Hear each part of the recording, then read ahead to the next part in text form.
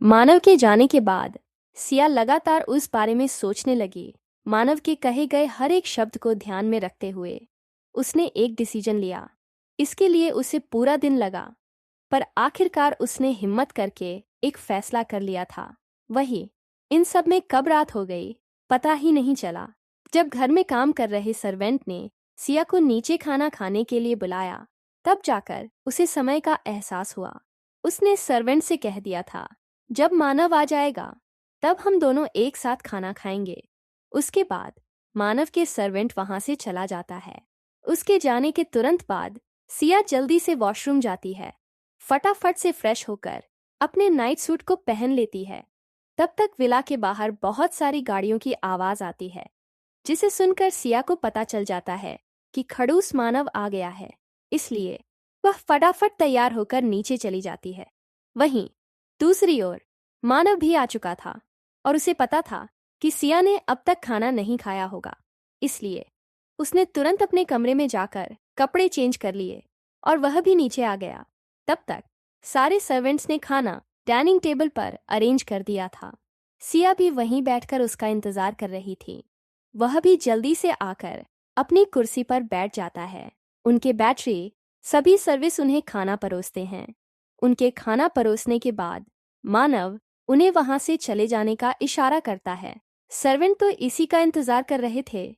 वह पूरा मिल्खा सिंह बनकर वहां से भाग गए, क्योंकि उन सबको पता था कि उनका यह राक्षस बस सिर्फ अच्छा उनकी मैडम के सामने ही बनता है। इसलिए उन्होंने भी ज्यादा रिस्क ना लेते हुए वहां से भागने में ही अपनी भलाई समझी और चले गए। उनके जाते ही दोनों शांति से खाना खा रहे थे। मानव ने सिया से कुछ नहीं कहा, पर सिया की नजरें अपने ऊपर महसूस हुईं। इसीलिए उसने खाना बंद कर दिया और देखा।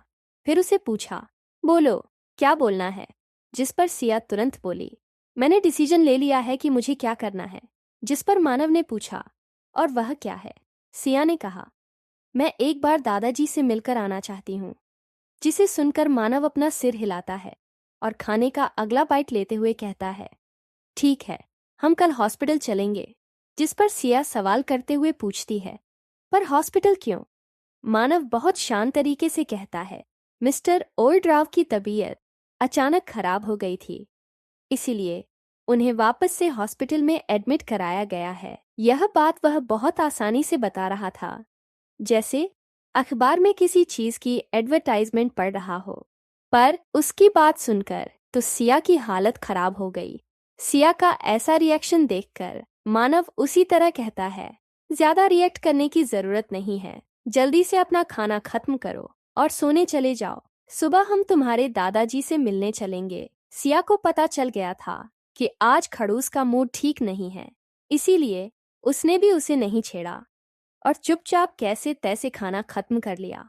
उसे खाने का मन तो नहीं था, लेकिन मानव के हाउस के कारण उसने चुपचाप खाना खा लिया था। खाना खाने के बाद वह किसी अच्छे बच्चे की तरह मानव की बात मानते हुए उसे गुड नाइट कहती है और अपने कमरे में जाकर सो जाती है।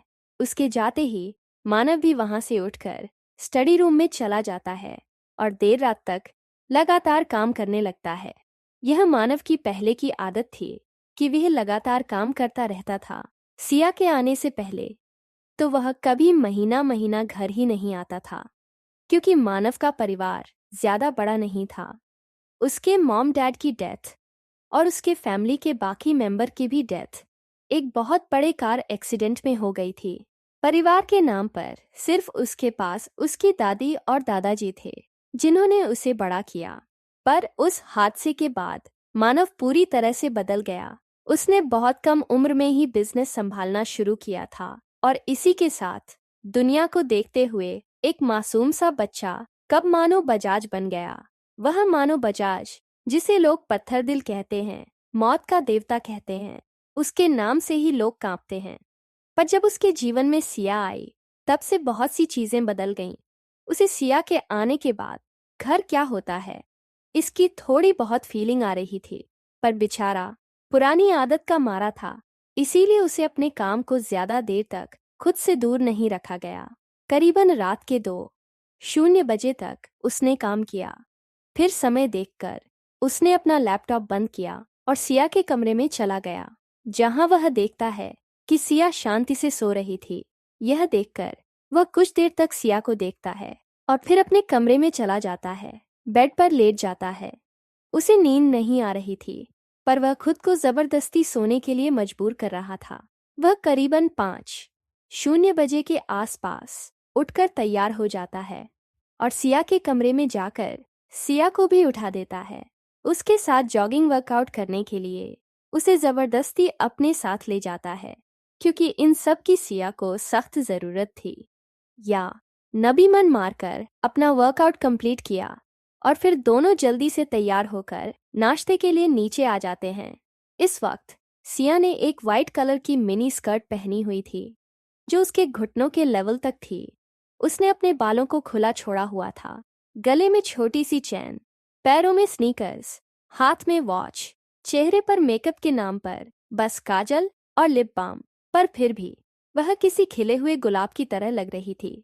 वहीं हमारे मानव बाबा ने ब्लैक कलर का 3 पीस सूट पहना हुआ था, जेल से परफेक्टली सेट किए हुए बाल, हाथों में ब्रांडेड वॉच, पैरों पर ब्लैक लेदर के जूते, एकदम परफेक्ट, जो उसके पर्सनालिटी को और भी सादा, डेंजरस और चार्मिंग बना रहे थे। फिर दोनों एक साथ नीचे आते हैं और एक साथ डाइनिंग टेबल पर बैठे हुए थे। इन सब में 10:00 बज गए थे। नाश्ता खत्म होने के बाद वह दोनों कार में बैठकर सिटी हॉस्पिटल के लिए निकल जाते हैं, जो वहां का सबसे बड़ा हॉस्पिटल था, जहां मिस्टर ओल्ड राव को रखा गया था। रास्तों पर बजाज फैमिली के कार का काफिला पूरी रफ्तार के साथ दौड़ रहा था। करीबन 12 गाड़ियां थीं। उनमें से एक कार में मानव और सिया बैठे हुए थे। सिया अपने मोबाइल में कुछ कर रही थी, तो वहीं मानव अपने लैपटॉप पर काम कर रहा था। करीबन आधा घंटा ड्राइव करने के बाद वे हॉस्पिटल पहुंच गए। हॉस्पिटल पहुंचते ही गाड़ियां रूम पर सबसे पहले गाड़ियों से सभी गार्ड बाहर आए और उन्होंने आसपास का सारा एरिया अच्छे से कवर कर लिया। उसके बाद एक गाइड आगे बढ़कर मानव के कार का दरवाजा खोलता है। दरवाजा खुलते ही मानव पूरे टशन के साथ किसी हीरो की तरह कार से बाहर आता है। दूसरी तरफ से सिया भी बाहर आती है। दोनों इस वक्त बहुत ज्यादा डैशिंग और कूल लग रहे थे। एक डेंजरस हैंडसम हल्क और दूसरी नाजुक परी। क्या कॉम्बिनेशन था। इस वक्त दोनों के चेहरे पर एक जैसे एक्सप्रेशन थे, ठंडे, क्योंकि मानव के साथ रहकर सिया भी कुछ हद तक उसकी तरह हो गई थी। इसलिए उन्होंने ज्यादा टाइम वेस्ट नहीं किया और पूरे स्टाइल के साथ और गुरूर के साथ आगे चलने लगे। ध्रुव ने पहले ही सारी जानकारी निकाली थी, इसीलिए सिया और मानव सीधा उस फ्लोर पर चले गए जहां उसके दादाजी को एडमिट किया गया था। वह एक वीआईपी फ्लोर था, जहां पर बहुत अमीर फैमिली का इलाज किया जाता था। वह हॉस्पिटल कम और 7 स्टार होटल ज्यादा था। मानव और सिया आगे जा ही रहे थे कि तभी हॉस्पिटल के एक डॉक्टर, जो दिखने में बहुत यंग और हैंडसम थे पर मानव से कम, वह मानव को देखकर उसके पास आते हुए कहा, मिस्टर बजाज। जिसे सुनकर मानव रुकता है और देखता है तो वहां पर डॉक्टर अर्नव खड़े थे। डॉक्टर और उसके दोस्त होने के साथ साथ उसके पर्सनल डॉक्टर भी थे। डॉक्टर अर्नव को देखकर मानव रुकता है पर ज्यादा कुछ कहता नहीं है।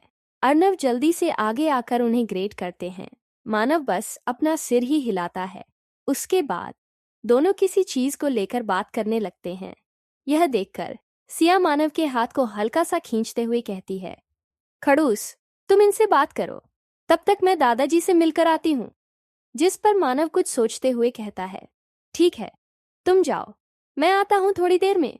यह कहकर वह सिया को आगे जाने का इशारा करता है। साथ ही सिया के पीछे ध्रुव को और 2 बॉडीगार्ड्स को भी जाने के लिए कह देता है। दादाजी के वार्ड के बाहर पूरा परिवार खड़ा था और एक डॉक्टर को घेर कर उन्हें दादाजी की तबीयत के बारे में पूछ रहा था। सबकी हालत खराब थी। तीनों भाई, मिस्टर और मिसेस राव, साथ रागिनी भी वहां आई हुई थीं। तभी सबका ध्यान उस ओर चला गया जहां से सिया आ रही थी। इस वक्त अगर कोई सिया को देखता तो पहचान ही नहीं पाता, क्योंकि सिया इन कुछ समय में बहुत बदल चुकी थी। जो पहले डरी सहमी सी सर नीचे करके अपनी उंगलियों के साथ खेलते हुए चुपचाप चलती थी, आज वह पूरे रोक के साथ सर उठाकर चल रही थी। उसकी चाल में उसकी नज़ाकत, उसका एलिगेंस और उसके अंदर का खतरनाक आत्मविश्वास, सब कुछ अलग से महसूस किया जा सकता था। और उसके इस खतरनाक ऑरा में 4 चांद लगा रहे थे। उसके पीछे आ रहे वह 2 खतरनाक बॉडीगार्ड और ध्रुव, जो उसे किसी माफिया क्वीन होने का एहसास दिला रहे थे। राव परिवार के तीनों भाई और मिस्टर राव तो उसे पहचान गए थे, पर मिसेस राव और रागिनी को तो ऐसा लग रहा था कि यह कोई सिया की हम शक्ल है।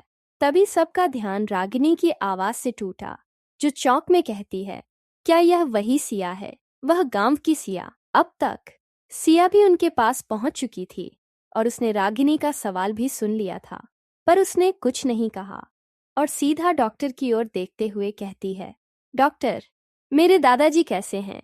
क्या मैं उनसे मिल सकती हूँ? उनकी बात का डॉक्टर कोई जवाब देते उससे पहले विशेष राव थोड़ा गुस्से में सिया को डांटते हुए कहते हैं, सिया, ये क्या बदतमीजी है? तुम में इतनी भी तमीज नहीं है कि अपने परिवार को आकर ग्रीट करो। एक तो इतने दिनों से कहाँ गायब थीं और अब आई हो तो इस तरह बर्ताव कर रही हो।